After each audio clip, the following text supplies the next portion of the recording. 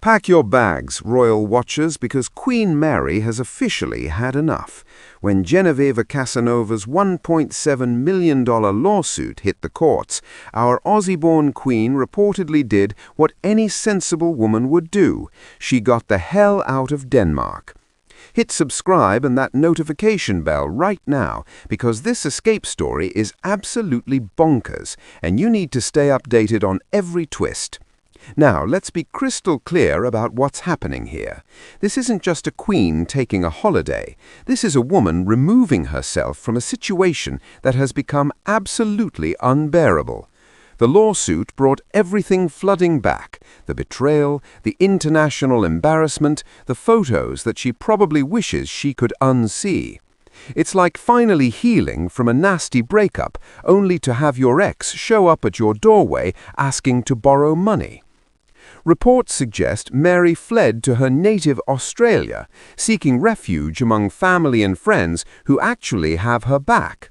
Can you imagine the conversations happening over wine in Tasmania or Melbourne? Her childhood mates probably telling her she deserves better, while plotting creative revenge scenarios involving kangaroos and Copenhagen Harbour. The timing of her departure speaks volumes.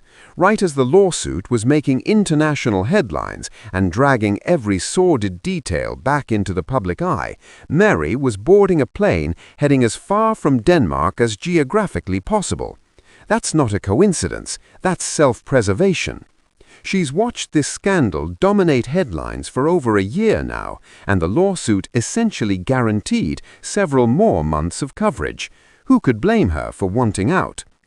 Here's what makes this particularly brutal.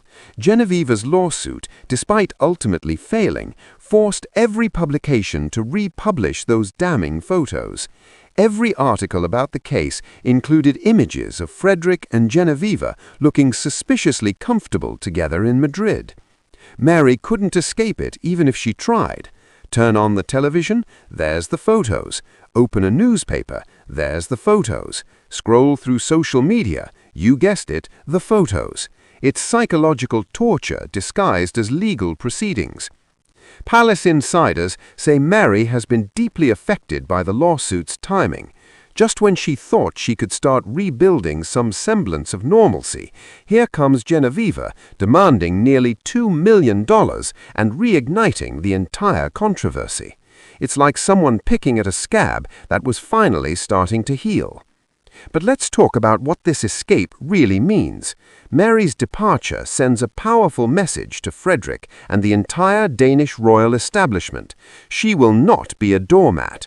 She will not sit there smiling politely while her husband's alleged affair gets dissected in court proceedings. She has dignity, she has options, and she has a whole country on the other side of the world where people still treat her with respect. That's what we call leverage, people. Frederik must be sweating bullets right now. His wife, the woman who gave up everything to be with him, has physically removed herself from the country. That's not a good look for a king who's already struggling with public approval. Imagine the conversations happening in the palace, the advisors frantically trying to spin this as a routine visit, the PR team working overtime to convince everyone that everything is fine. Spoiler alert, everything is not fine.